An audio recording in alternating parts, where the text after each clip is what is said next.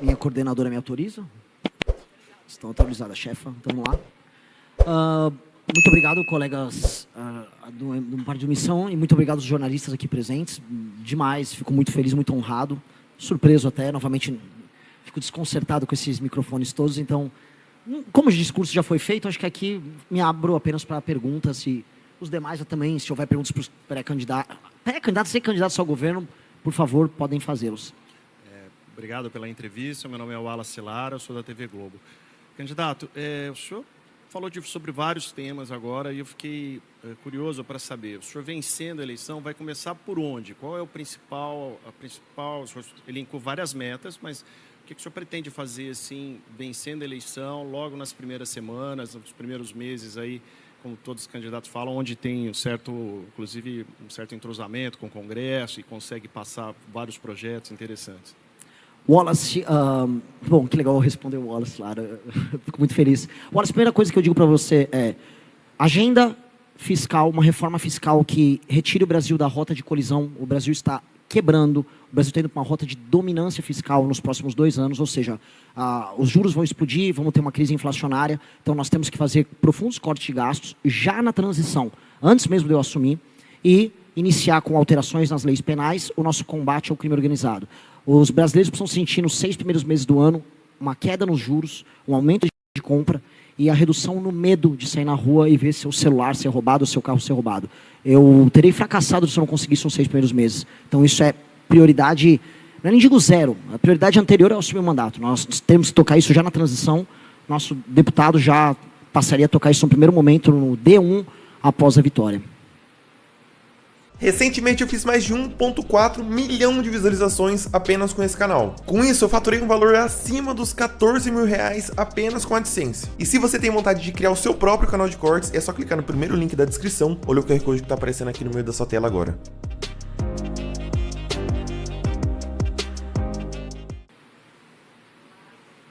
Candidato, já boa noite, né? Rosana Cerqueira, da Globo News.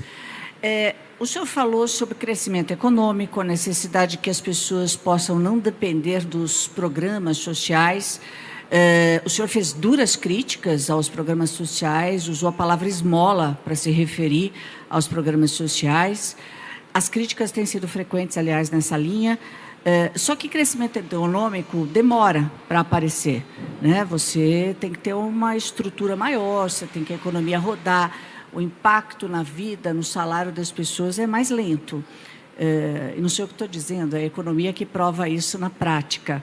O senhor vai acabar até lá com os programas sociais? O senhor vai acabar com o Bolsa Família, com o Vale Leite, com o Vale Gás, mesmo antes da recuperação econômica gerar essa renda prometida pelos senhores? Por mais que muita gente tenha torcendo para que eu responda sim para a sua pergunta, a resposta é não.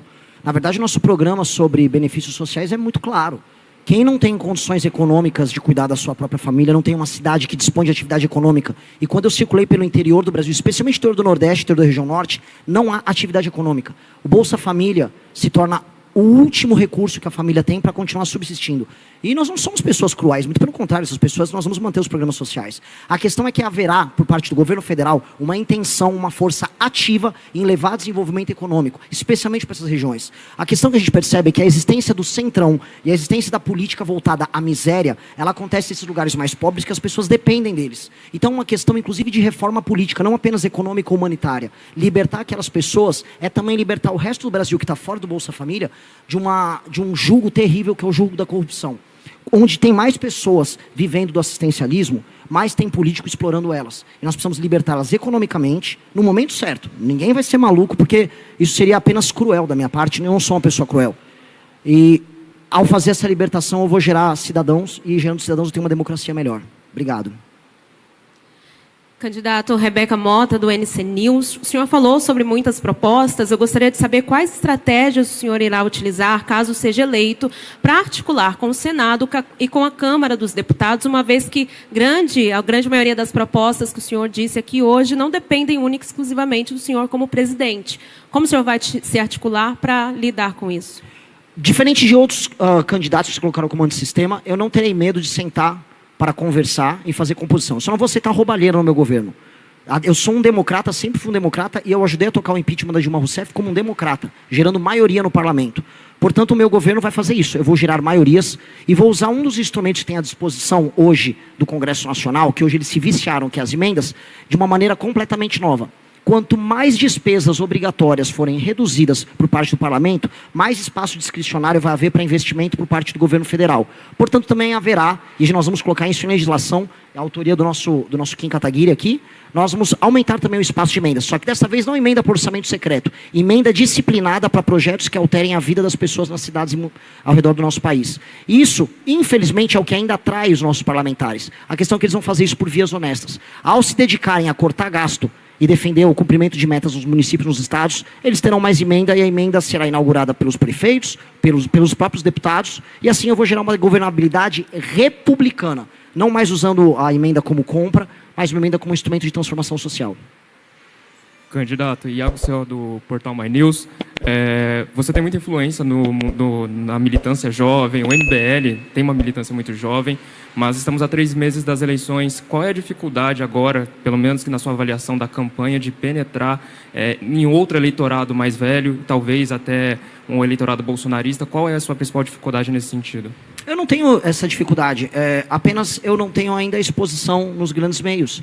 Agora, como eu me torno candidato, eu estarei disponível para falar na televisão, para participar de debates, e as pessoas mais velhas que costumam acompanhar outras mídias que não as redes sociais, elas terão um contato conosco. As ideias que nós defendemos são ideias que pessoas mais velhas concordam.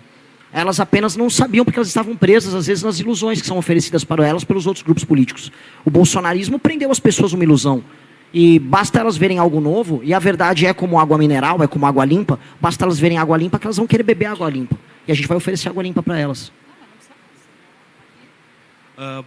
Boa noite já, na verdade. Sou Pedro Fagundes, da CBN. Queria saber, candidato, a colega falou...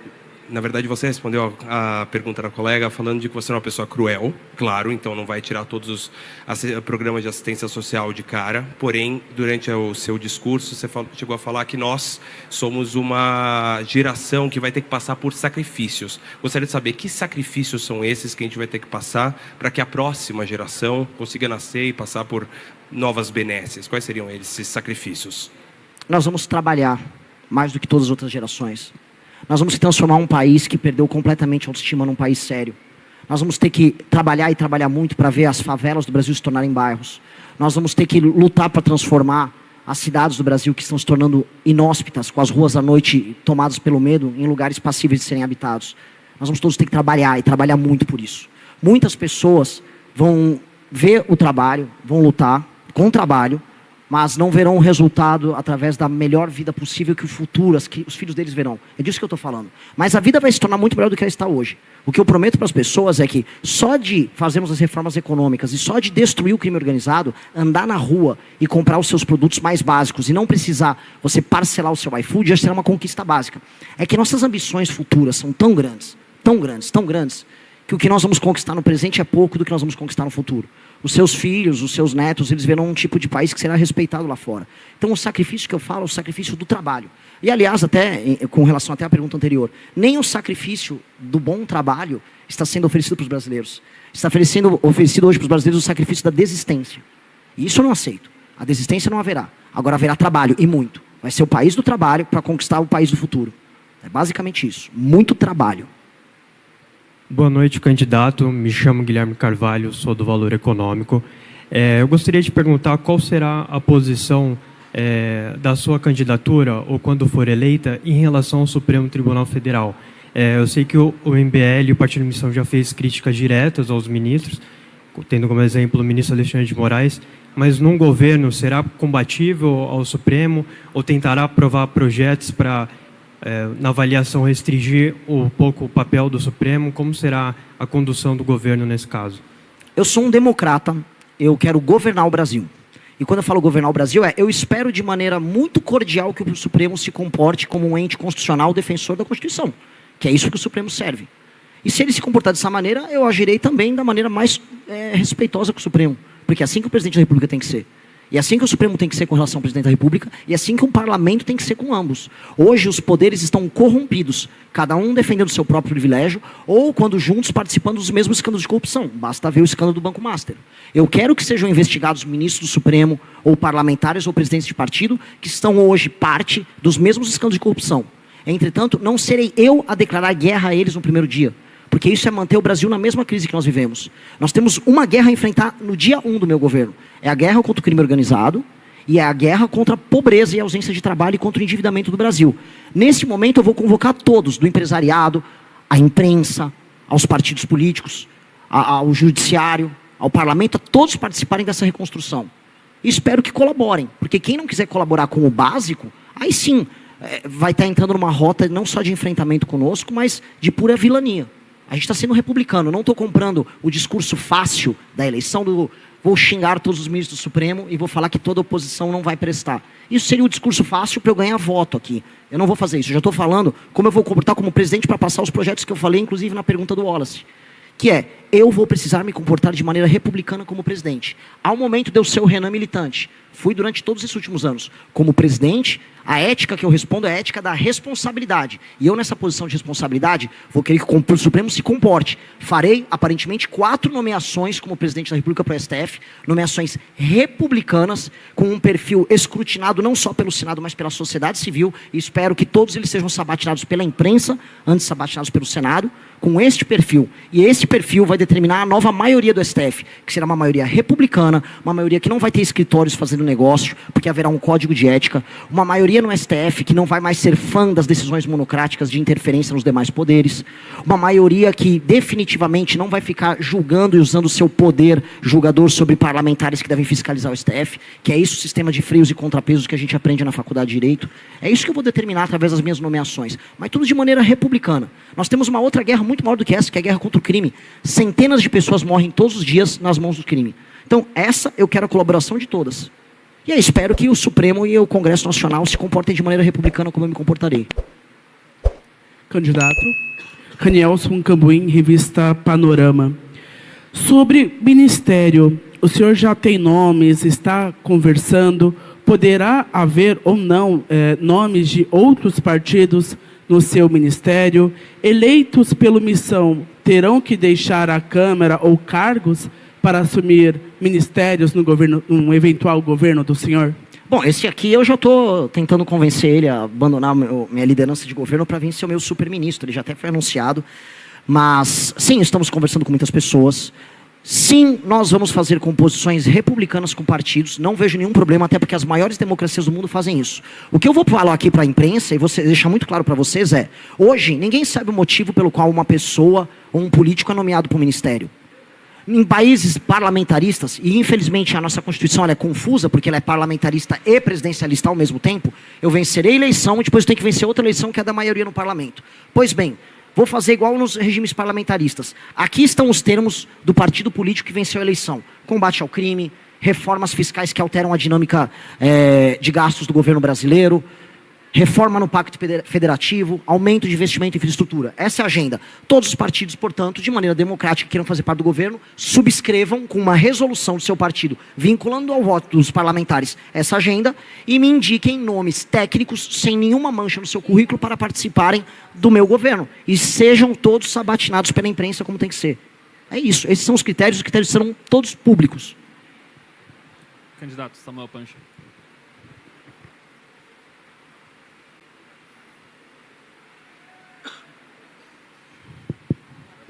Candidato Samuel Pancher, do Metrópolis. A gente sabe que a principal expressão, uma das principais expressões de democracia durante uma campanha eleitoral são os debates. A gente vê um movimento dos 2 primeiros colocados, Flávio Bolsonaro e Lula, de não comparecer ou deixar em suspenso se vão comparecer aos debates. Queria entender como o senhor avalia esse comportamento deles e se o senhor se compromete a comparecer aos principais debates que estão já marcados. O Lula e o Flávio Bolsonaro acham que democracia só é bom quando eles ganham ou quando eles levam vantagem. Por isso que o PT nunca reconheceu de verdade a vitória de nenhum dos seus adversários, sempre tratou o adversário que assume o poder como alguém que tem que tomar um impeachment na hora, e o bolsonarista, ele, quando perde uma eleição, ele reclama da urna. Agora, quando ganha, ele não reclama. Então, esses caras são casuístas. Eles não gostam de democracia e eles não têm ideias a oferecer. O Lula vai falar o que comigo no debate? Que ele vai oferecer mais um pé de meia? Que ele vai oferecer mais um Vale Gás? Qual é o projeto dele? Eu não estou nem falando dos escândalos de ambos. O Flávio vai falar para mim, ele vai ter a cara de pau de vir num debate explicar como ele vai conseguir dar mais de 100 milhões de celulares para mulheres e idosos no Brasil. Isso vai custar mais de 150 bilhões de reais no ano. Onde ele vai arrumar esse dinheiro? Ele não tem coragem, ele só consegue falar isso sozinho numa câmera. Então, basicamente, como bons pseudo ou falso democratas, eles não irão aos primeiros 2 debates. Isso a gente já sabe. Continuo desafiando, eu já disse para todo mundo, já disse para a imprensa. Olha, se eles precisarem, eu nem pergunto coisas difíceis. Eu pergunto coisas fáceis. Responda aí só de projeto de governo. Não tem problema nenhum. Mas vão ao debate.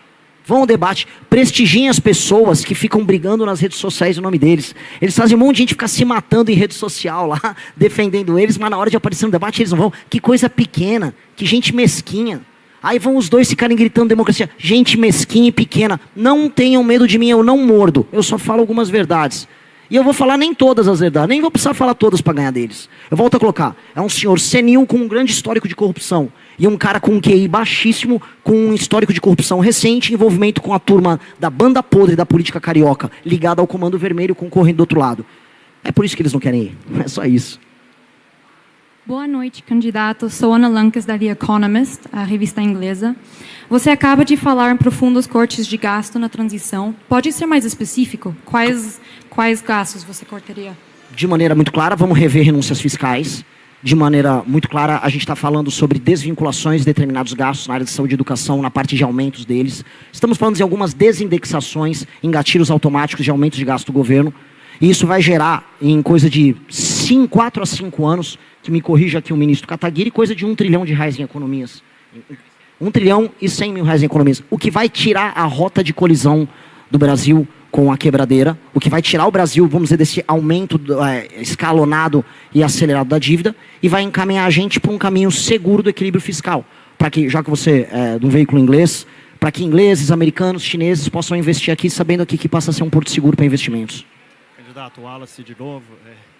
O senhor falou uma coisa, falou vários tópicos sobre segurança pública no seu discurso.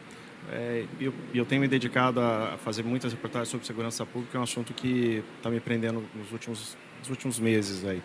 Eu queria entender, o senhor falou que vai reduzir a taxa de homicídios, né, o número de homicídios, mas, ao mesmo tempo, o senhor vice já anunciou que, se ganhar, vai entrar no Complexo do Alemão.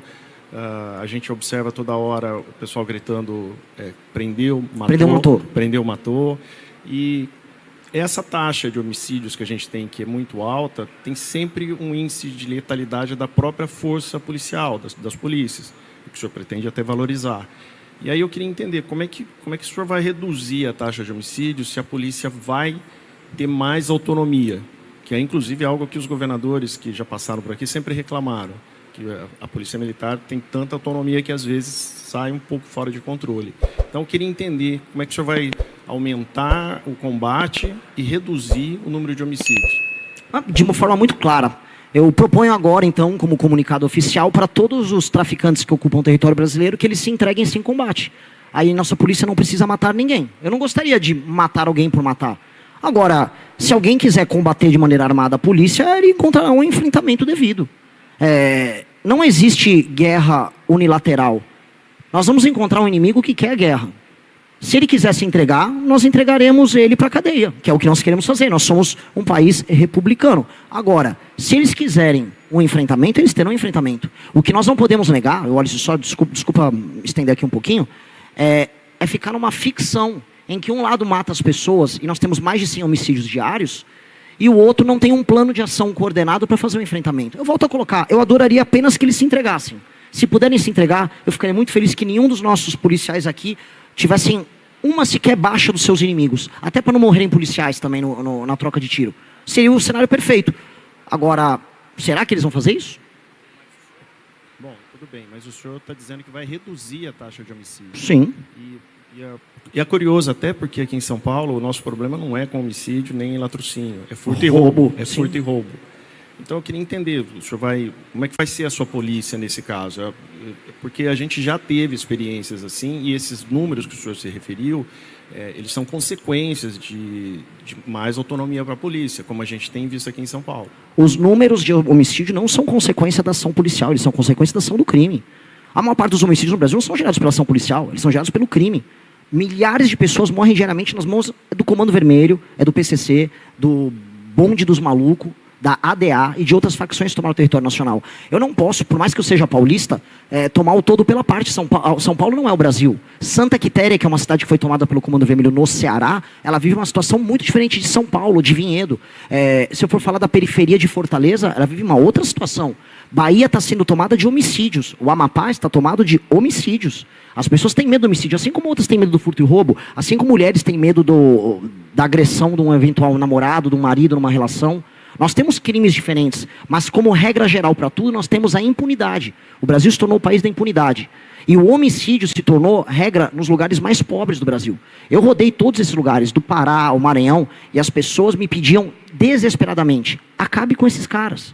Eu não vou necessariamente acabar matando eles. Agora, se eles quiserem atirar contra o policial, eu não vou impedir o policial de fazer uso das suas prerrogativas. É isso.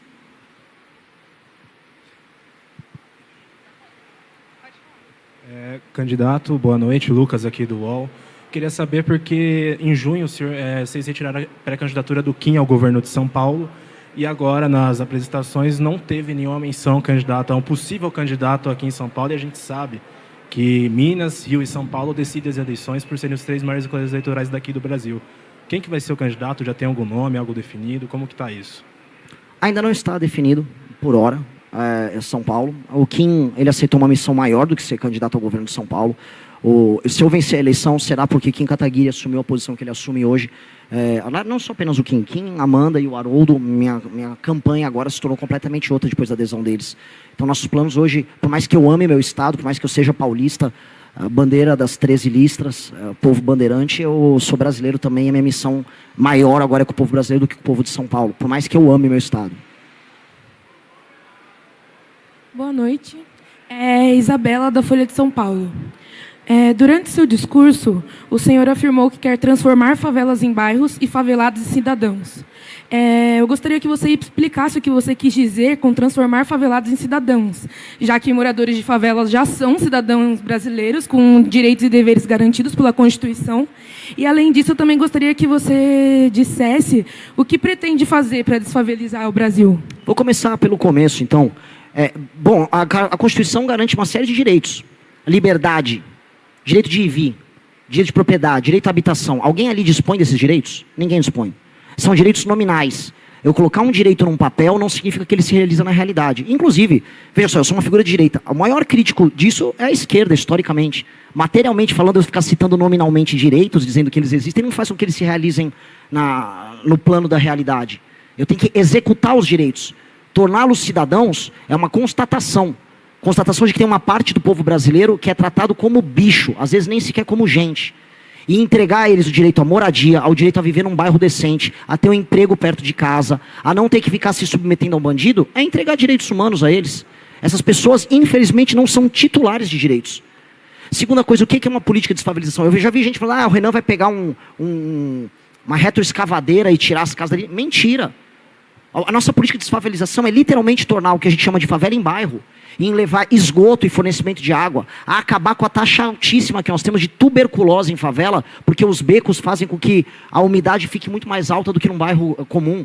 É fazer com que a gravidez na adolescência despenque, porque existe inclusive uma pesquisa na favela da Maré, a presença de gravidez adolescente nas favelas é muito maior. Os casos não reportados de violência contra a mulher na favela que existem são muito maiores. As mulheres têm medo de fazer o reporte disso. Todos os lugares muito pobres, aí não só favelas, estou falando de cidades muito pobres.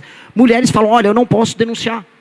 Pessoas que são assaltadas ou que foram alvo de abuso, homens que tomaram porrada no meio da rua, pai de família, porque quis pegar um Uber e não um mototáxi ligado à facção. Esses caras não reportam os crimes que eles sofrem. Tudo isso é algo que acontece com gente que é vítima do tipo mais baixo de banditismo, que a gente vê, como aconteceu no Haiti, que vem em alguns ainda, infelizmente, lugares na África. Eu quero tornar essas pessoas cidadãos. É isso. Isso é a coisa mais republicana, isso é a coisa mais bonita, esse é o maior programa social do nosso governo. Tenho muito orgulho de defender isso. E isso vai vir com título de propriedade, corte de gastos do governo, um programa nacional de desfavelização, uma adequação desses bairros, e vai ser muito sensível o que nós vamos fazer. Quem mora numa encosta não vai poder continuar morando na encosta, nós vamos construir um prédio para essas pessoas. Quem mora num bairro plano que já está se urbanizando e que tem até comércio, nós vamos terminar de adequar aquele ambiente, aquela pequena propriedade, nós vamos fazer ruas, nós vamos levar saneamento, iluminação para esses locais, nós vamos levar escola para esses locais. Isso é tornar essas pessoas cidadãs, acima de tudo. Essa é a grande política de desfavelização. E eu vou falar, se nós entregarmos isso, meu plano é entregar isso em pelo menos 15 anos. Mudou a paisagem urbana do Brasil. País sério no mundo não tem favela. Não existe país sério com favela. Nós vamos ser um país sério não tendo favelas. Candidato, boa noite. Matheus Dias, da Jovem Pan. Hoje foram apresentados pelo menos os principais projetos que constam no Livro Amarelo, como vocês chamam. São projetos, claro, ambiciosos, projetos que precisam de parcerias no Congresso também, para conseguir fazer com que esses projetos passem, que eles vão para frente.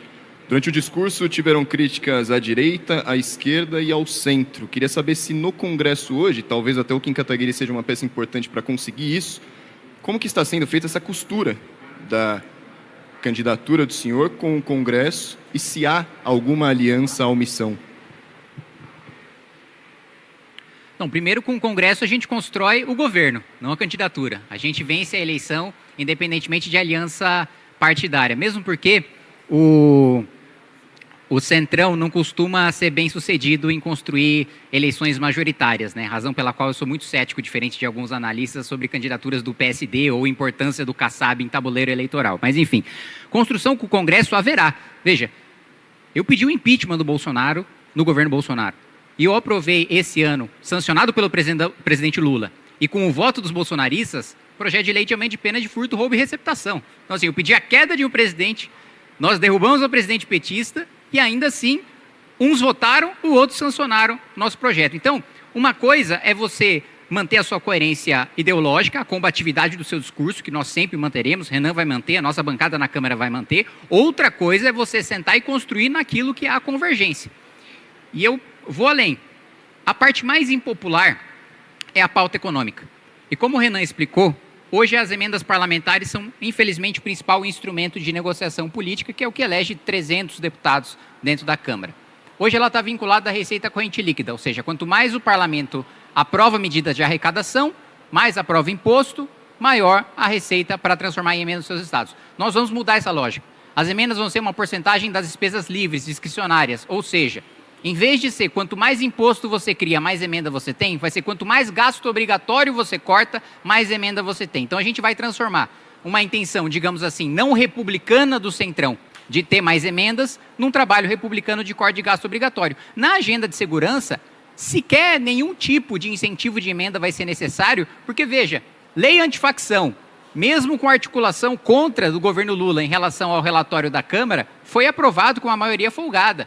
PEC da segurança. A gente inverteu a lógica da PEC da segurança que foi enviada pelo governo e a gente teve quórum de PEC, inclusive com o voto do próprio governo. Então é uma pauta tão popular que o Congresso quer aparecer junto, né, voluntariamente. Então, nas nossas duas áreas principais, primeiro é a área econômica, nós vamos fazer essa articulação por meio da mudança de incentivo de emendas. E segundo, na parte de segurança, nem sequer precisa haver incentivo, porque é uma pauta popular boa para a maior parte do Congresso aparecer junto. Isso aqui seria um presidente da Câmara, pelo amor de Deus. Vamos lá. Candidato, Kátia Gomes, da Rede TV. Queria saber a proposta que o senhor tem sobre bullying nas escolas, que os casos têm crescido cada vez mais, né? Bullying nas escolas, muitas agressões, e também a parte da segurança dos policiais nas escolas de todo o Brasil. Restituição da autoridade do professor em sala de aula. O professor vem sendo humilhado em sala de aula. E não é só o bullying que o aluno sofre do coleguinha. O bullying acontece hoje também com o professor. E o professor é a autoridade que tem que impedir não só o bullying do aluno para com ele, mas do aluno para com outro aluno. Hoje, o professor com medo e o professor desmotivado e o professor sem autoridade e sem instrumentos para sancionar o aluno que é indisciplinado, ele não tem nada o que fazer. Visitei escolas ao redor do Brasil e que estão no modelo das escolas cívico-militares que foram muito funcionais. Todas as crianças são muito disciplinadas. A única restrição que eu tenho a esse modelo é que ele é caro e eu não consigo implementar em todas as escolas. Porque há modelos híbridos, entretanto, que nós conseguimos fazer, em que há as figuras de autoridade e a formação disciplinar do aluno impedindo bullying. Outra coisa que está passando ao largo do debate, mas que muitas mães reclamaram, é a mistura de alunos típicos com atípicos em sala de aula e o aluno típico sofrendo bullying. Às vezes uma criança autista nível 2 ou nível 3, ela sofre bullying das outras crianças que são típicas. Nós temos que ter salas com atendimento especial para crianças especiais para evitar esse tipo de bullying também.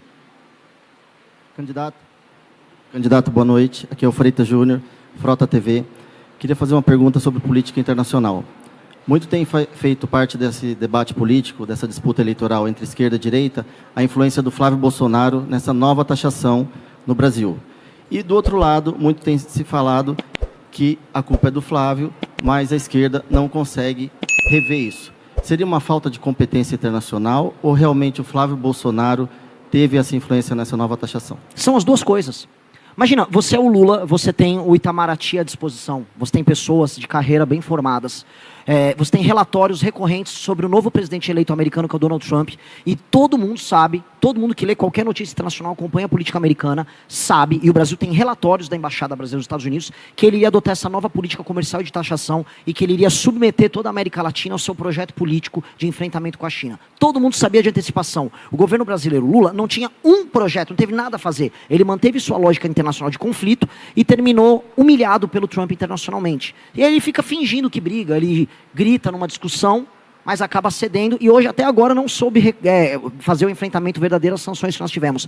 Tampouco vimos uma discussão séria sobre a questão das terras raras com os Estados Unidos, mas vimos cada vez mais a chegada de empresários americanos para negociar com empresários brasileiros aqui.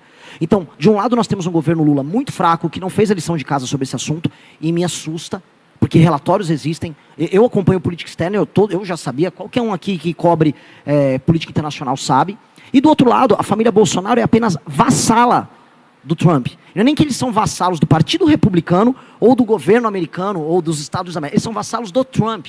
E aí eles estão atendendo ao interesse imediatíssimo do Trump. Não à toa, o senhor Eduardo Bolsonaro fica lá viajando, ganhou agora um green card. Eles são apenas, vamos dizer, soldadinhos do interesse do Trump aqui no Brasil. Candidato, as pautas das minorias, qual seria a pauta do senhor, se eleito, contra o racismo, contra a LGBTfobia, contra a misoginia? Qual seria a pauta do senhor? De maneira clara, lei e ordem, como para todos os outros cidadãos brasileiros. Se um gay for agredido por sua condição de gay e investigado isso, a pessoa tem que ser punida com o rigor da lei. Hoje gays, hoje mulheres, hoje negros, hoje brancos, hoje homens brancos e mulheres brancas e mulheres negras e mulheres pardas sofrem o mal da violência, o mal do preconceito em cada um a sua área. Alguns mais, outros menos. Para todos, lei e ordem. Nós somos hoje um país que a lei e ordem deixou de existir, e aí cada um sente a ausência de lei e ordem, cada um à sua maneira. Então eu vou garantir isso para todos. Agora, colocar que eu vou ficar o tempo todo me desgastando em políticas específicas, eu não assim eu farei. Não farei.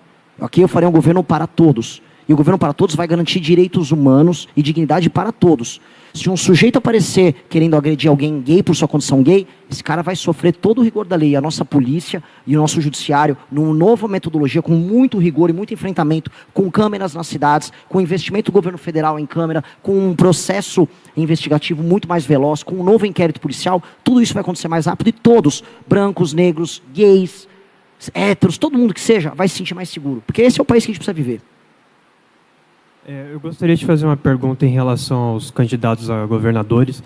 Teve a situação do Ben Mendes em Minas Gerais, que disse que não iria participar dos debates, que as televisões não iriam chamar, e que isso poderia fazer ele mudar para o Senado. Gostaria de refazer essa pergunta ao Ben Mendes, se ele considera ainda essa possibilidade, e também aos outros candidatos a governos, se não participarem dos debates, ou se entenderem que as televisões não chamaram, não estão sendo chamados para essas discussões, se também tem essa possibilidade de mudar para o Senado ou para outras candidaturas, outros cargos. Pois não. Como é o nome do senhor? Guilherme. Um pouco mais alto. Guilherme, nós temos um projeto que é um projeto nacional e ele vai passar pelos estados. Nós acreditamos nisso. Os senhores estão aqui hoje e conheceram o projeto nacional da missão. Por causa disso, algumas forças políticas no estado de Minas Gerais e também a nível nacional, o presidente está sofrendo a mesma coisa, querem nos impedir de participar dos debates. Por quê? Porque a experiência já tem mostrado que quando vencemos, quando rompemos a barreira do desconhecimento, nós convertemos apoio e esse apoio é muito mais substancial. Então, por essa razão, lá em Minas Gerais, grupos políticos tradicionais colocaram uma regra de que o Partido Missão não poderia participar dos debates, porque os debates é a principal oportunidade para que a sociedade conheça o nosso projeto, a gente rompa a barreira do desconhecimento e converta em apoio.